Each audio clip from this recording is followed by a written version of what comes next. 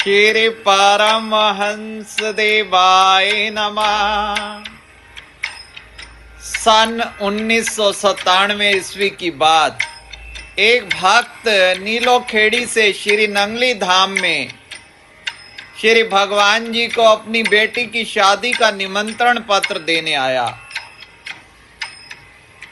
भगवान जी के चरणों में शादी कार्ड रखकर भाव विहल होकर अंतर मन से श्री गुरु महाराज जी से प्रार्थना करने लगा कि प्रभु जी बेटी की शादी में जरूर दर्शन दीजिएगा।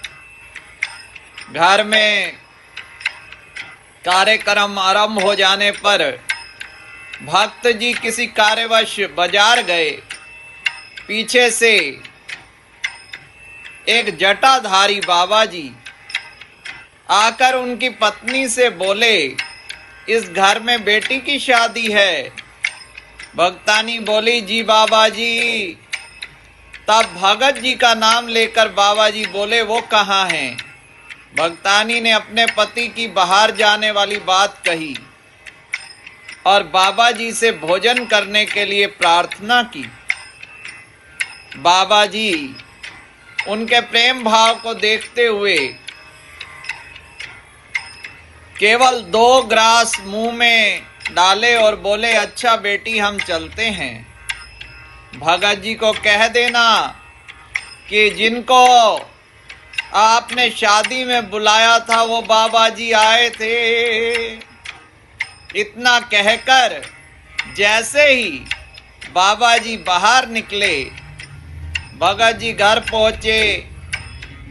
भक्तानी ने उनसे पूछा कि एक बाबा जी अभी अभी बाहर पधारे हैं, उनसे आपकी भेंट हुई होगी।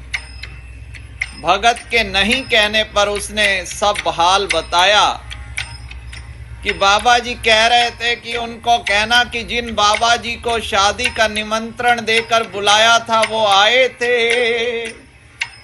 यह सुनकर अपने प्राण धन दीनानाथ श्री श्री 108 सतगुरुदेव भगवान दूसरे पातशाह जी महाराज जी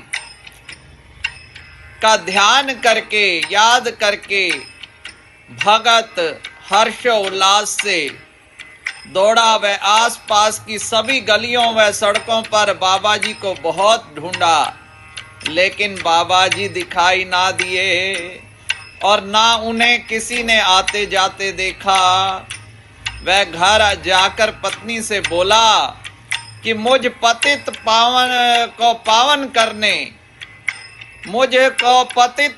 पावन करने भगवान जी आए थे, लेकिन मैं कितना गुनाहगार हूं जो मुझे दर्शन नहीं हो पाए। इस लीला को बार बार स्मरण कर वह शादी के सारे काम करता रहा।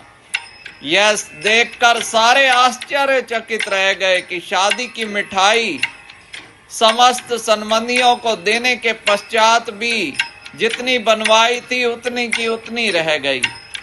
भगवान जी की लीला का वर्णन कहाँ तक किया जाए।